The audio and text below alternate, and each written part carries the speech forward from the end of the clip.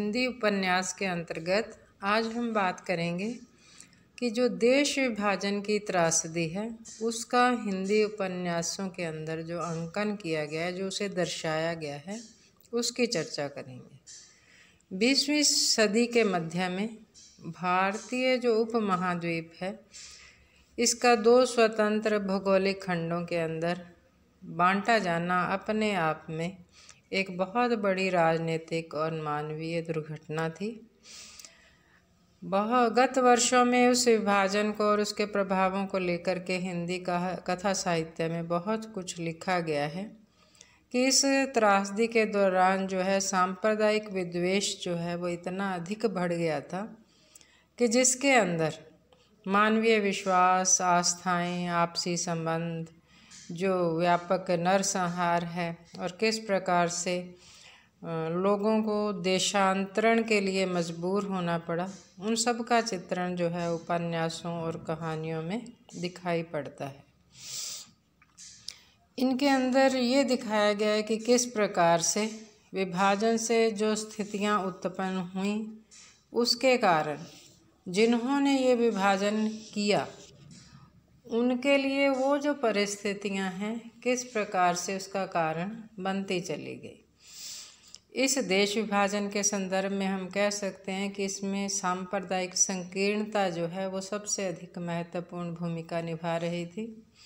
क्योंकि सांप्रदायिकता का संबंध जो है वो धर्म से है और भारत में इसकी जड़ें जो हैं बहुत गहरी रही हैं। अतीत काल में भी जीवन में धर्म का महत्व होता था, तब तो राजनीति भी धर्म के माध्यम से संचालित होती थी, लेकिन अब जो है आधुनिक युग में आकर के उसी धर्म का राजनीति में एक अस्त्र के रूप में प्रयोग जो है होने लगा है। अपने राजनीतिक स्वार्थों के लिए, राजनीतिक महत्व के लिए जो धर्म को है उन मुद्दों के साथ जोड़ दिया जाता है, जिससे धार्मिक ये जो सांप्रदायिक धर्मांधता है वो बहुत अधिक बढ़ जाती है, जिसके जो दुष्परिणाम हैं हमें समय समय पर दिखाई पड़ते हैं और हम उनसे कभी भी मुक्त नहीं हो पाते। इसी प्रकार ये जो इन सारी स्थितियों को लेकर के बहुत सारा साहित्य जो है रचा गया है कि प्रारंभ से जब ये दंगे होने वाले थे उससे पहले, उसके बाद में जो स्थितियां दिखाई गई उनके अंदर जैसे भीष्म साहनी का तमस है।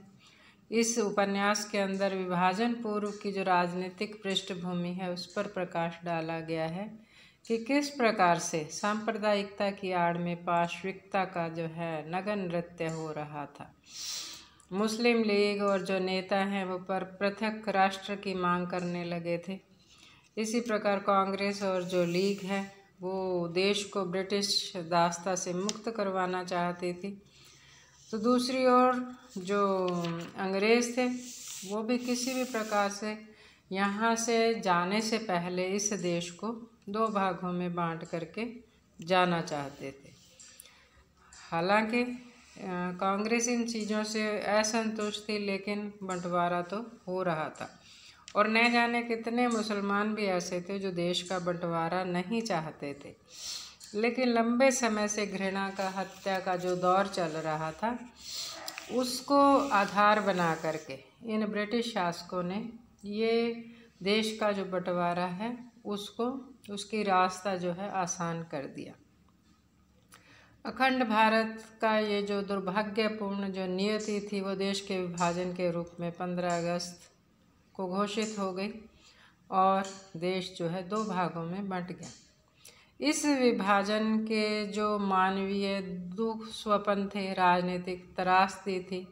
उनको लेकर के बहुत से उपन्यासों की रचना की गई, जिनमें झूठा सच, देश की हत्या, सीधी सच्ची बातें, खून और खून, दास्ता के बंधन और इंसान मर गया, काले कोस, इन सारे उपन्यासों के अंदर जो विभाजन है उसकी पीड़ा या विभाजन के पश्चात की जो स्थितियां हैं उनका चित्रण इनके अंदर किया गया है कि पाकिस्तान और हिंदुस्तान दो भागों में जब बंट गए तो जो उसके बाद की विभीषिका है, भविष्य की जो कल्पना है, उससे सब लोग त्रस्त थे कि देश की जो आम जनता है वो दुखी थी, क्योंकि उन्हें विभाजन के कारण अपने पूर्वजों की भूमि से निर्वासित होना पड़ रहा था। पंजाब और सिंध का बंटवारा हो गया, जिससे कि हिंदू जनता जो है वो बहुत अधिक दुखी थी, क्योंकि उनका अपना वतन पीछे छूट रहा था। अब जब देश, ये जो एक अप्राकृतिक विभाजन था, इसके कारण जो है भविष्य के अंदर बहुत अधिक और जो मुसीबतें हैं वो आने वाली थी। हिंदी उपन्यासों में विभाजन की घोषणा से पूर्व और पश्चात होने वाली जो मार काट थी, उसके विविध पक्षों का बहुत ही यथार्थ चित्रण जो है किया गया है। बहुत सारे वरिष्ठ उपन्यासकार ऐसे रहे हैं जिन्होंने इस विभीषिका को स्वयं अपनी आँखों से देखा और झेला भी था। इसीलिए उनकी जो कृतियाँ हैं एक भुक्तभोगी की प्रामाणिकता की याद दिलाती हैं। इसी कारण से उनके चित्रण के अंदर जो है जीवंतता है।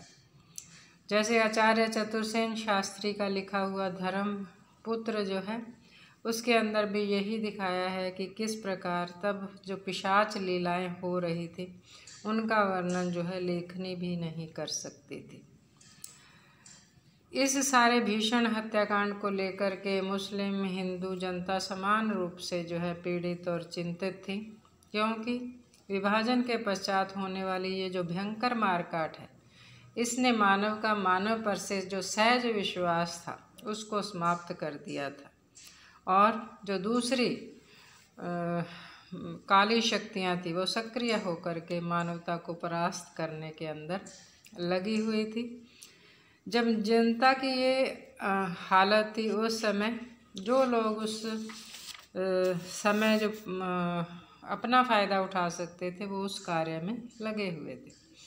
विभाजन की इस त्रासदी की मार सर्वाधिक स्त्री पर पड़ी है। स्त्री जो है सर्वाधिक उसकी पीड़ा और करुणा जो है इसके अंदर उपन्यासों के अंदर दिखाई पड़ती है कि किस प्रकार व्यापक स्तर पर बलात्कार, अपहरण, नारी निर्वासन की जुगुप्सा पैदा करने वाली जो घटनाएं हैं उस समय पर हुई। और ये साहित्य में, इतिहास में ये बताया ही जाता है कि जब ऐसी युद्ध या लड़ाइयाँ होती हैं तब उसका सर्वाधिक जो नुकसान है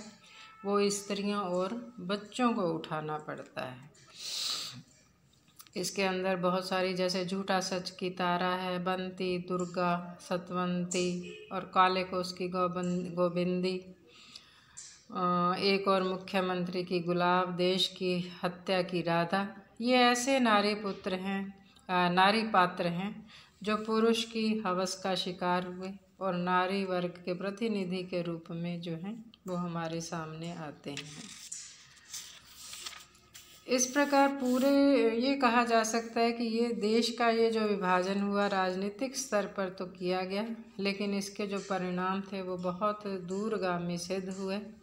क्योंकि उसके पश्चात देश के अंदर स्वतंत्रता के पश्चात जिस प्रकार के भ्रष्टाचार, बुराइयां, झूठ जो फैलने लगा, उसका बहुत सटीक सजीव चित्रण जो है वो यशपाल ने अपने झूठा सच उपन्यास के अंदर दिखाया है कि किस प्रकार से जब इस प्रकार की स्थितियां देश के अंदर पैदा हो गई हैं, निर्वासित लोग आ गए हैं, किसी को रहने के लिए, खाने के लिए स्थान नहीं है, तब शरणार्थी शिविरों में सहायता के लिए जो सरकारी गैर सरकारी समितियां बनाई गई, उन्होंने इतना भ्रष्टाचार और राजनीतिक लाभ उठाया कि जिससे उनकी जो ओछी मानसिकता है उसका दर्शन जो है इसके अंदर होते हैं। ये झूठा सच उपन्यास देश के पूरे युद्ध से, विभाजन से पहले और विभाजन के बाद के जो है बहुत से जीवंत चित्र प्रस्तुत करता है। इस प्रकार विभाजन की जो पीड़ा है उसको इन उपन्यासों के अंदर विस्तृत रूप में इसके अंदर दिखाया गया है कि किस प्रकार की यंत्रणा जो है निरीह जनता ने झेली, चाहे वो हिंदू थे चाहे वो मुसलमान थे, दोनों की स्थितियां एक जैसी थी। दोनों ही इन सांप्रदायिक दंगों के कारण जो है बहुत अधिक पीड़ित हुए।